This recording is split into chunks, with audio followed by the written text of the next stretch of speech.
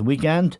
There were a lot of goals in the Premier League and also a lot of problems with the interpretation of the handball situation, which has changed in England, and we'll go into that with John Giles, my guest, a little later on. But first, John, if we can get through any business without talking about VAR and in particular the interpretation of the handball rule, the big upset at the weekend, or big revelation, I thought, was Leicester's 5-2 win at the Etihad against Manchester City. A hat-trick for Jamie Vardy, who is such a fabulous player. But it was the manner of the defeat and the way that I thought a lot of City players accepted it that was quite shocking. Yeah, it was a very, very bad day for them, Eamon. The display was a bit similar to the match they had in what was the Champions League in the summer. You tell me the name of the team they played again, Eamon. Lyon, the French team. It was very, very similar to French that. Team. Yeah, very, very similar to that. A lot of the ball not going anywhere and then conceding the easy goals. To be fair, Leicester played well. Vardy, as you mentioned there, terrific lad, did well. But it was a very, very bad day for City. And a bad day for the future, Eamon. Yeah. Now, and funny enough, when they played last week at Wolves, there was a lot of paper, a lot of headlines in the paper that they were back and that. I didn't think they played well again. They played well against Wolves in the first 45 minutes. 30 minutes of the game. They were really, really good. Went 2 up. But after that, Eamon, they were poor. They were poor. And they were poor again at the weekend. Yeah, now, since he went into coaching and management, Pep Guardiola has never seen a team he was in charge of concede 5 goals. And I think the questions arise. Now, for a long time, you've been a very big fan of his, and there is no doubt, particularly the season before last, when they won the league, pipped Liverpool, they were magnificent in the way the intensity of their play and the quality of the play. I always believed that he didn't pay sufficient regard to defending, and that a lot of bad defenders would cause him problems, particularly when they got into the Champions League. You don't meet bad forwards in the Champions League later stages. You're going to have to defend and defend like champions, and they never had the players to do that. However, even the attacking side of things now is wanting. Yeah, well, you have to go back on what he did, Eamon, which was very, very good. I mean, this time they pipped Liverpool, for example, they didn't concede many goals that year, but they did have company. Yes. They did have other players. What's happened with City, in my opinion, I don't think the philosophy has changed. I think the personnel has changed, and they're not as good as the players he had. Yes. So that's down to him not getting the good players in. But if you go back over a couple of years with company, David Silva, Aguero, Fernandinho at his best, Bernard Silva, all gone. Now, I know Fernandinho's still playing, but he's gone, Eamon. You know, Company's has left the club. David Silva's left the club. Aguero, we don't know if he'll get back to his best ever. Yeah, and yesterday... Fernandinho has gone past his best. They're big players. Yeah. I mean, I mentioned about 4 or 5 players there, and he hasn't replaced them. No. What he's got now is Rodri. Yes. Foden coming into the team. Mendy at left back. It's a disaster. You know, these are not players. You can't replace it. It's like Liverpool losing Van Dijk and Firmino, about 4 or 5 of his best players, and he hasn't replaced them, Eamon. And he's still got the philosophy that he had when he had those players, and they're not good enough. Yeah, I mean, they're not good enough. David Silva has retired, a really fabulous player and key to Manchester City's success, going back to Pellegrini and Mancini before. Aguero is a fabulous player. Again, not a player that Guardiola bought, a player that was there. He's still there, but he's 33 and has suffered with injuries over the last 12 months. As you say, Vincent Kompany, who offered leadership in a big way. Bernardo Silva, injured at the moment, and a lot in the absence of those players. And yesterday, in the absence of Jesus, a lot of responsibility falls on De Bruyne and on Raheem Sterling. And that's hard for them. I thought both of them, John, didn't really accept the responsibility they had yesterday. Well, it's very difficult for them, Eamon. You know, like in midfield, you had Rodri. I can't remember Rodri passing the ball forward. I don't remember scoring a goal. I don't remember making a goal. No. Fernandinho was in the middle of the field as well. Who gives his all, but he was never a brilliant midfield player. But I think he's gone now. His legs have gone. So you've got De Bruyne. De Bruyne has never played in the middle of the field, Eamon. You know, he's played wide and he's brilliant at what he does.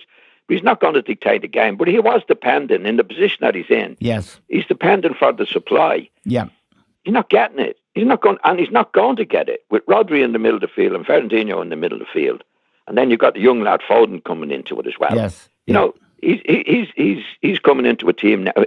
A couple of years ago, he'd come into the best team. I think it'd been okay. Yeah, but now they're dependent on him to do it. Yeah, and I don't think he's capable of doing it yet. No, so that's why they're in the dire straits. That they're in. The other reason is the way they don't defend. Garcia is a player he brought from Spain last year for a lot of money. He's no good, John. He gave a stupid penalty away yesterday. Mendy, he bought him from Monaco, I think about 80 million sterling. He had a bad injury. Then he had a little bit of off the field trouble. He doesn't look fit. He gave a penalty away as well. He just doesn't look like a player who'd get into a championship winning team. Neither does Garcia. And they really don't have defenders that really are up to it at the level they're even trying to play. And there's no doubt about that. They're all Guardiola's signings. I mean, Mendy, Garcia, they're Guardiola signings. John Stone, he was his first signing, broke the British transfer record for a centre-half, 50 million at the time. Another player who hasn't done it. And the question about him, we've gone over it, I won't go over it at length again, is he never seems... You're not doing too badly at the moment, David. Go on. Well, he never seems to respect that the fact that football is a game of attack and defence at the highest level.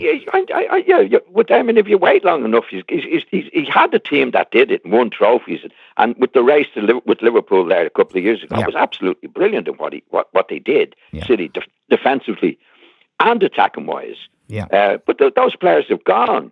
So and what's happened to them now, in my opinion, if they play the ball and play the ball, which they did on Saturday, and the ball now keeps ending up at both the left back, Mendy, or the right back, Walker. Now, in the top team, I mean, where they had the players, and in my opinion, the way you play football, if for example, Manchester United at their best, to get the ball out to Ronaldo, to get the ball out to Giggs, and they got on with their stuff. What's happening with City, the way they're playing now, the out ball now when they're attacking is to either of the fullbacks. And what you'll see yesterday, Walker will come out of it, go back across the pitch, over to Mendy, back over to Walker. There's nobody taking them on. They don't have the players now to take them on. No. So his philosophy is still the same of keeping possession of the ball, but going nowhere. And then ultimately you pay the price, because the likes of Leicester, who did it brilliantly yesterday, just sucked up all the possession they had and then had a go at them from there. So in that side, Mendy's missing when they lose the ball. Walker's missing when they lose the ball. So they're not a good team anymore then, but they haven't got the players. And definitely it's his responsibility to replace the players. Yes, I mean that are going out. And he hasn't done that, and he hasn't done it well. So they're paying the price for it now. Okay, and just to pay tribute to Leicester, I thought we were speaking during the game. I said to you, I think they were 1-0 down because Amara's got a very good goal, a great goal actually, after 3 minutes. And I thought Leicester were defending too deep.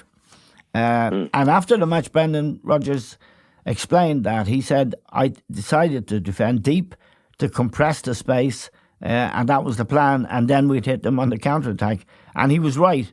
And he's done a good job there, John, hasn't he? He hasn't had. He's done a very good. He's done a very good job. Yeah, and I think, you see, when City were at their best, all the teams tried to do that. Yeah, but they were just too good for them. They had all these players that could beat this defensive setup. They don't have the players anymore to do it. No, and they're still doing it the same way.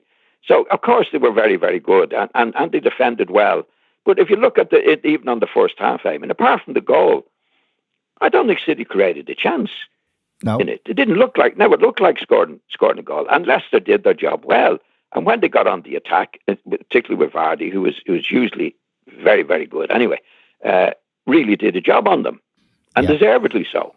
Yeah, a good, well-managed side. I mean, just to talk about Rodgers for a moment, John, even at Liverpool, he did a good job at Liverpool. He brought in players like Sterling, for example, and he did a really good job at the club, and wherever he's been, played the game the right way, passing, attacking, and he's a top coach, isn't he?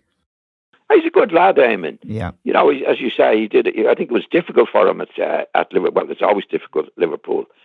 When he took over, they weren't the best team in the world at that stage, and he did a really good job with them. Then he went to Celtic and did a fantastic job. Yes. Fantastic job. And I don't think he was back there. And since he's gone to Leicester, he's done another good job.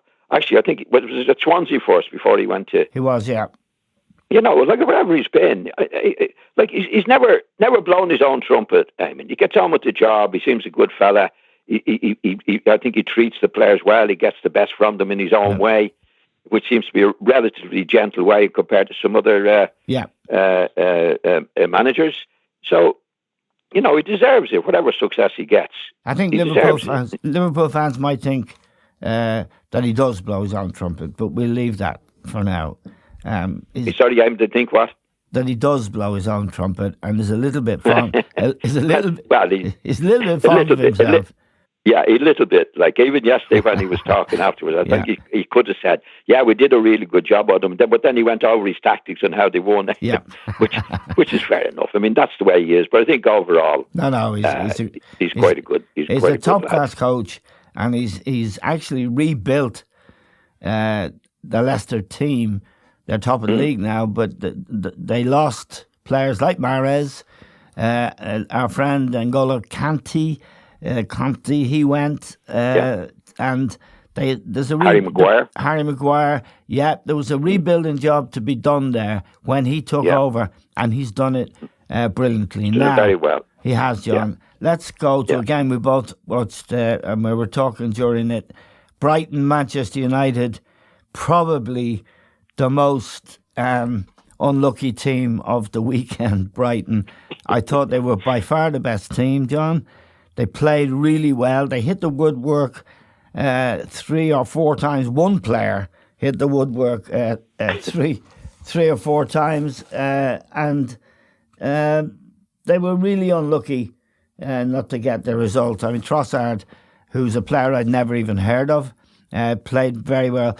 Aaron Connolly, the Irish boy, playing up the middle, John, was very, very good. Should have had a penalty when Pogba pushed him over in the box. And yet they concede a very late goal. In fact, the referee, it has emerged, John, blew the full-time whistle as soon as the corner was taken. Then his attention was drawn to the fact that it was actually a good forward, Mopé. He's a very good player. Yes. It was his hand it hit. So after the game had ended, VAR emerged and Fernandes scored the goal. A very good team, John. They won't be struggling to stay in the league, I don't think, this year. But what about Manchester United? Well, they weren't good, Eamon, at all. No. I mean, they got away with it. Yeah. I thought Brighton were the better team over the 90 minutes. Definitely, there was no urgency about Manchester United. And I heard Solskjaer afterwards saying, well, we're a week behind everybody in fitness. Yeah. Now, I don't go along with that, Eamon. You know, the fella's not getting back and not defending and not getting tight when they should have been. I don't think it was down to fitness. No. It was just bad, and Brighton were very unlucky. Yeah. Not to win the game. Yeah. And you mentioned Conley, which is good for us, Eamon. He seems to get better and better. He's a game lad. But overall, I'd say, you know, Brighton were, and to be fair to Potter afterwards, he took it really well. He did, yeah. You know, he said, that's the way it goes. We didn't get the breaks. They hit the woodwork. But there was no moaning and groaning about him at all. No, but United got away with it. There's no doubt about that. They were very, very lucky to win that game. Yeah, and in fact, in the first game of the season against Chelsea at home, they were the better team as well. And Chelsea got out of jail and got a result there. Just a final point about Pogba, John. He's useless. Well, in that position. Well, what position is he, Eamon? You know, where are you going to play him? If he's not going out there with the right attitude and the right approach to the game, which he seems to be sort of strolling around. Yeah. You know, even if he's playing on the left wing, you're having a go. But that's the second time I think he's been subbed. Yeah. By Solskjaer. But Solskjaer seems to be very soft on him, Eamon. You know, he said all the time, no, he's okay. He's a good lad. He's always tried his best and all. Yeah. He's always sticking up for him. What would you do if you were coach with Pogba? I wouldn't have him, Eamon. No, you wouldn't have bought him in the first place.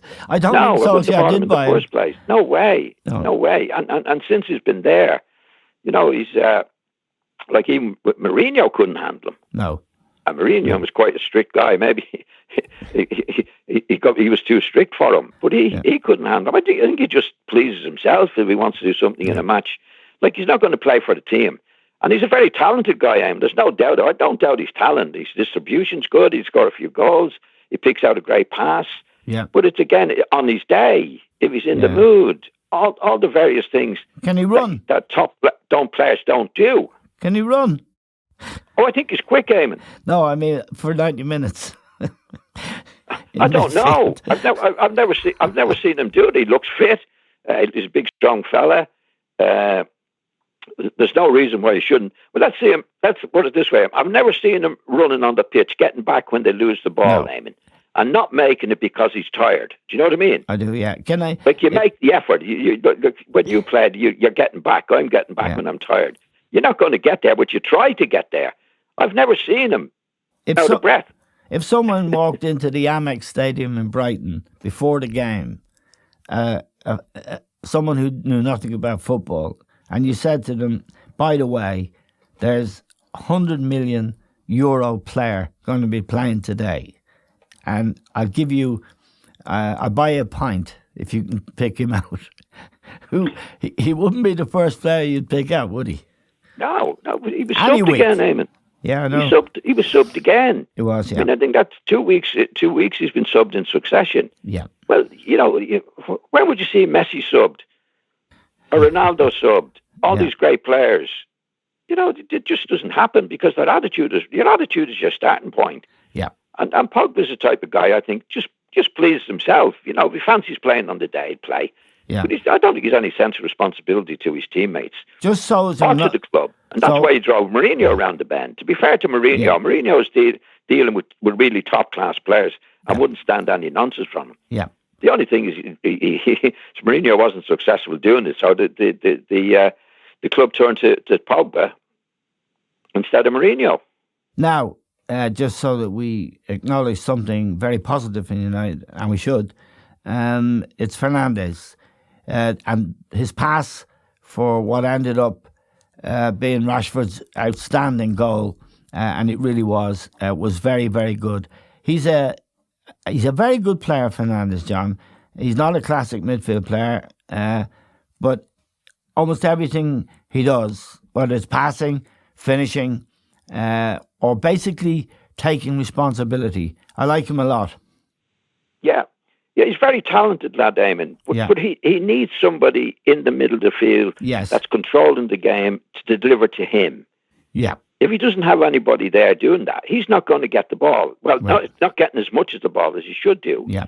He's not a midfield player in the classical road of getting on the ball and dictating the play. Yeah. But his assets are good, as you say. He's good control of the ball. He'll always get a few goals for you, and he'll always make a few goals if he gets the service. Yeah. But who's going to give him the service in Manchester United? Like, you can't depend on Pogba doing it. No. Because most of the time he's like a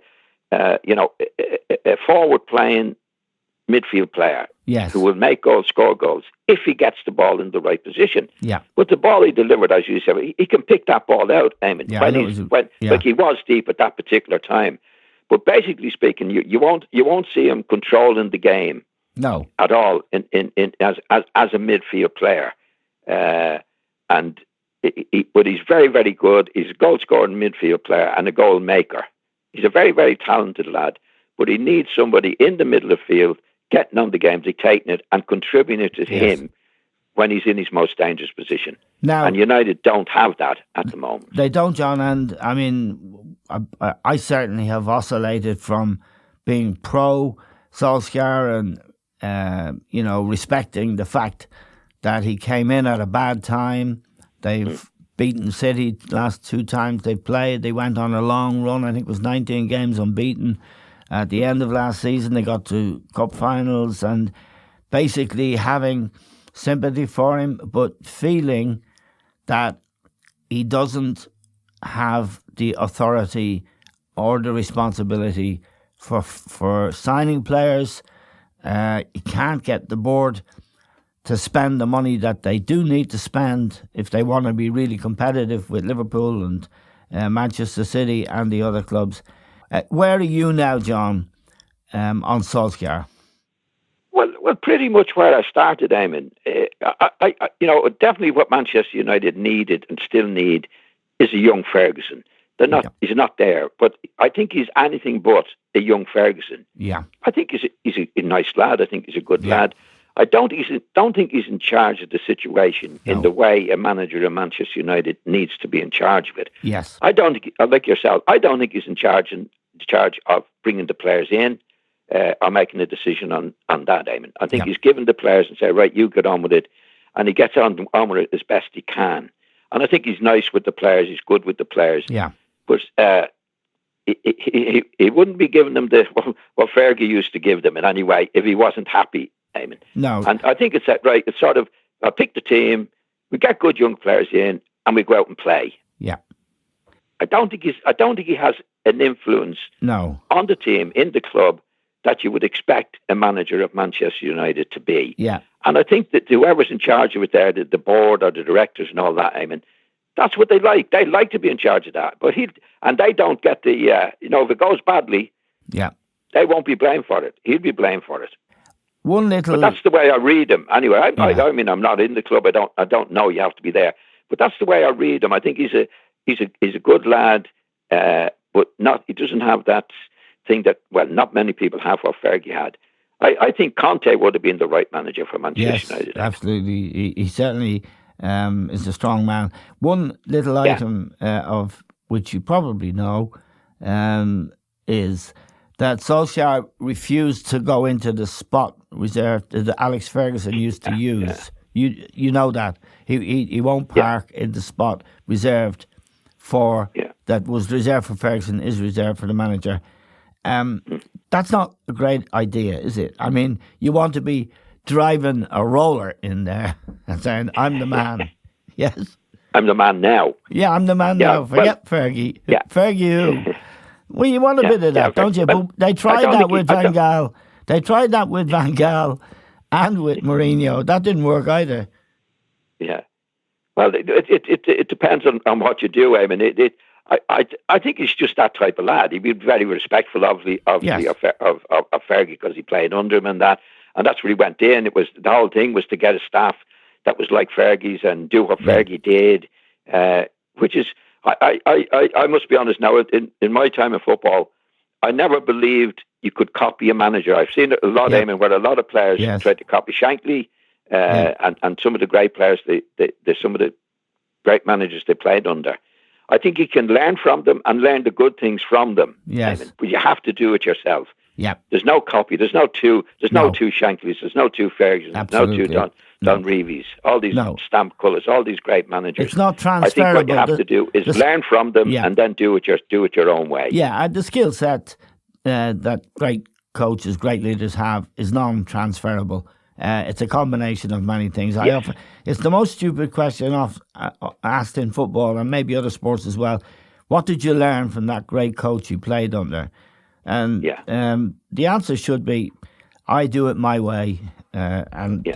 Now, just to talk. But you can always. There's no doubt, Eamon. You definitely can learn from them. But management is a totally individual thing, as you know. It is, yeah. I mean, if you take Shankly, Revy, Busby, and all these, there's never two alike. No. None of them are alike. Jock Stein. No. They all do it differently and do it in their own way. Yep. So I think, and I've seen lads going into football management who've played under Shankly and Stein, and they definitely try to copy what Shankly did. Yeah. And you can't do it. You have to, whatever you do, you have to do it yourself. Yeah. And in Solskjaer's case, we can see him from the outside. He's not a bit like Ferguson. No. Whether he's trying, I don't know whether he's trying to be, but definitely he got the staff around him that brought it back to Fergie's way. That's when he came in. That's he was in the paper saying that. He went public on that. There's no doubt. So maybe he's get on with it. He's got to get on with himself, and he doesn't look like a manager to me or a person like me who seems to be a very, very nice lad. Yeah, is not really doing that. Okay, let's go to Everton, John. Because they have a manager, Carlos Ancelotti, who is the real deal. He's won everything as a player and as a coach. He's a fantastic coach. And a fantastically dignified and respected figure in the game of football. He won the double with Chelsea, and Abramovich sacked him because he couldn't get in the dressing room. And quite rightly couldn't get in the dressing room. But he's done a real good job at Everton, and they're top of the league along with Leicester. They're unbeaten. He's brought in a couple of players, and he's got Seamus Coleman in the team playing really well and looking fit, brilliant, fit and hungry. But he brought in 2 or 3 players that I really like. This fella Doucouré they got from Watford, big, strong midfield player who can work box to box. A very, very good player. A fella called Allen, who's a workhorse as well, and he's got a tune out of Calvert-Lewin, who was there when he arrived, but he was always missing. Now he's not firing blanks anymore. He scored a hat-trick last week. And there's a sense that they're a well-organised team with the resources that they've got. Yeah. I think what's happened, Eamon, there, I think over the past 3 to 4 years, they've had a director of football who was picking the players. Yes. His choices. I think Ancelotti, and I read in the paper there that the owner, I think, has said, well, I've tried that, so I might as well let Ancelotti do what he wants to do. Or maybe Ancelotti went to him and said, or when he was going in, I need to pick the players that I want. Yeah. And it's no coincidence, Eamon, that I think there's 2 or 3 of the players that Rodriguez and Alan, I think they call him, has played for him. Yeah. In other words, he knows them. He knows what he wants. And I think the owner is allowing him to do that. Because the other managers at Everton, I think, over the last 3 or 4 years, last 3 or 4 managers, weren't allowed to do that. No. I mean, because they had a director of football. I think Ancelotti knows the game inside out. He's a great man. He's been a great player. He knows I need to bring the players in that I want. And he knows them. He's had 2 or 3 of them as a manager himself, Eamon. So he's not taking a chance. No, on buying these players. He knows what, and they're straight in, and you can see it straight away with them. Yep. He's brought about 4 players in, and most of them are midfield players. That can really play. And as you say, Calvert-Lewin, he's looking a real player now, Eamon. A real player. He looks like a real finisher. He's one of those big old-fashioned centre forwards. Brave, gets in there, but he's playing with a confidence now that I haven't seen before. Okay, John. Absolutely excellent. We have to move quickly to VAR, and more importantly, as I think we discussed on the phone yesterday, John, it isn't VAR per se, it's the interpretation of the new handball rule. And the situation, as I understand it, and it's not easy, and we're going to talk about the Spurs debacle and indeed Crystal Palace were done. The new way is the FIFA way. In other words, the Premier League had their own interpretation last year.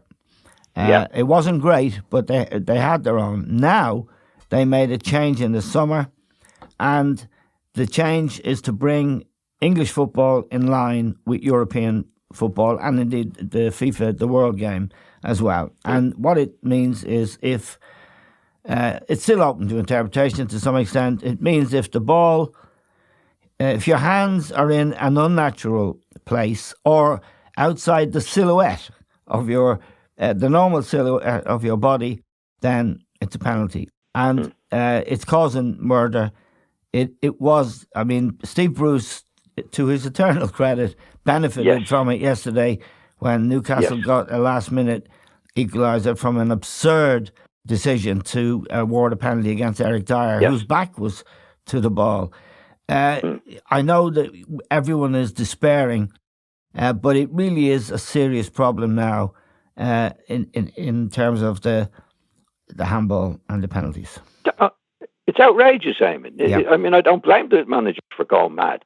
And you mentioned Steve Bruce there. Yeah. Actually, we read his stuff in the paper this morning. He was brilliant. They were rewarded on Saturday, as we know, Eamon. But he said, no, it's not right. He said the way it's going, he said, it was my turn today to get out of jail. It won't be my turn next week or the week after. Yes. So, like most of the managers say, nothing, Eamon, when they get the benefit of the decisions. Yeah. They usually keep their mouth shut and then go mad when it goes against them. So in his case, he was very, very good in a game that they were should have been well beaten in. Yeah. But see, again, we've discussed it, and I've said to you, it's not far. Far is good. Yeah. It's the way it's interpreted, and these idiots bringing these rules in. What they're saying is, like any handball, whether you mean it or not, is a penalty. Well, and we saw it over the week. I think the Crystal Palace one, Eamon. Yeah, it was outrageous. He was trying to pull his hand out of the way. Trying to put it behind his back, and they still tried to put it behind his back, and it hit him on the arm. But in the old days, when you and I played, it had to be intentional. For a penalty to be out of handball to be given, especially a penalty kick, it had to be intentional. Now, there was sometimes, obviously, that's happening now. It could hit your hand and go away. And sometimes they were given when it shouldn't, but not as much as this stupid stuff now. I mean, it had to be intentional in our day to handle the ball, whatever way the referee. Of course, the referees in those days made a few mistakes as well. But at least it was clear that now, like Dyer was jumping for the ball, his hand was behind him, it hits him at the back of the hand. Yeah. The one against Crystal Palace, the fella headed it. Yeah. He couldn't get out. The defender couldn't get out of the way. Yeah. And it gives a penalty kick. Yeah, so I mean, it's Roy Hodgson. Don't know where it's going. It's as you say. I think it's somebody in UEFA has created this rule, and it's probably somebody who knows absolutely nothing about football. No, but that's what I would guess. They'd be good with spreadsheets. Now, I think the truth, the simple truth, spoken by Roy Hodgson after the Crystal Palace game. Yes. He said, "Look, this is very simple. It's a penalty if it's intentional. It's not a penalty if it's not intentional. That's the way it always was, and it worked. There are certain situations where, say, offside, where VAR is a real help, and there are situations. But this new handball rule that we've imported, and they didn't tell anyone. It's only emerged this weekend." That there's a new handball rule in the Premier League, because the Premier League was different from Europe and the rest of the world until this rule came in 3 games ago. So how they get it out, I don't know, but it is seriously damaging the credibility of the game, and it's making life difficult for the players. Coaches could lose their jobs over it, and for the referees and the assistants. It's not easy for them either, because they're having to go against their better instincts as well. So nobody benefits from this. No, they've complicated a rule that was relatively simple, and it was judged by especially by the referee, did he intend to do it? In my day, they got it wrong, but at least it was relatively, yeah, they got it wrong because it could happen or it looked like it, but it didn't happen every week, and not as complicated this particular situation. I mean, I saw the West Brom match. I don't know. Did you see Chelsea and West Brom? Chelsea, yeah. And there was a decision in that, and I think it was Chelsea's last goal. Yeah. Where somebody handled the ball. They went back on it. The Chelsea player handled the ball. But because it didn't lead directly to a goal, they didn't give it. That's right. Yeah. You know, like, what? How? Because it didn't go from him to, but there was a couple of passes, but it did handle the ball. You know, it's just madness, Eamon. And it's complicated, a rule that there's always been controversy about the rule. Did he handle it? Did he mean to handle it? Did he not mean to handle it? And I go back again to my day and your day, Eamon. Sometimes the referees got it wrong, but not to the stage that it's at now, where the fella has his hand behind his back. And I think the only one that was any credibility to actually was the Manchester United one, Eamon. It did when he was jumping with Maguire. Yeah, he had his hand above his head. Yeah. Now, that wasn't a natural movement. No. It must be. I think what happens with players like that is the game was over, and you're tired. Yeah. And you do something like that. That's a bit silly. Which was silly. He no need to put his hand up where he did. So that was the only legitimate one that I could see. Yeah. That it was putting his hand up to get an advantage to handling the ball. And just to make that, but the rest of them, complicated, and to take you down the moral maze, if a corner is taken, and while it's in flight, the referee blows the whistle for full time, and after that happens, the ball is handled, should it be a goal or not? I would argue, and I think Brighton would argue, although Potter, as you said, took it really well, the coach, that if he's blown for full time, it's over, boys, and it's a draw. But we won't go down too far. I wouldn't necessarily agree with that. I mean, VAR has changed that particular situation. You know, because if you look at a match, Eamon, say, and a goal is scored, sometimes it's a minute or two before they go back to the actual incident. Right. Do you know? Would you agree with that? No. Once he blew the final whistle, and it definitely they were over the overtime. Yeah, but he blew the whistle, Eamon. But what I'm saying with VAR in the 90 I know minutes, that it's they're going back. Yeah, but I know. I think I VAR don't has changed. I say VAR has changed that, Eamon. Okay. That it did happen. It did happen. All right. Before the final whistle was blown. No, it didn't. That's the point. The ball was still on its way into the box. By the time it got to Maguire, the whistle had blown. Anyway, we won't get bogged down on that. We won't have a row over it. What we both agree is that this particular rule has come from somebody who knows football, but doesn't know anything about football, and it has to be fixed. Definitely. Leeds United. We were talking before, after 10 minutes of that match, I said, well, there's one thing about this game, John, it won't be 0-0. It nearly was a 0-0. It nearly was, yeah. Leeds won. Yes. Are you happy? I think they deserved to win it in the end, Eamon. I didn't think they were a better team in the first half, but as the second half went on, I wasn't disappointed in them because I believe that every game they play in, they're going to go for it whenever it's possible to go for it. And they continue doing that. And Bamford, to be fair to Bamford, I thought Bamford should have been gone out of the club. He scored 3 goals in 3 matches, Eamon. Yes. And which is I never thought he could do that. Yeah. And they've been good goals as well, and they're very good goals. So yes. I think it was a match they deserved to win.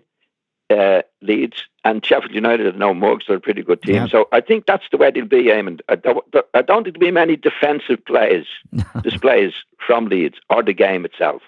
I think it'll be end to end most of the time. Okay, John, it's great to talk to you this morning. Thank you very much for joining us. That's John Giles, great Leeds player. and a great judge, and a big fan of Pep Guardiola. That's all we have time for. I'm grateful to John, of course.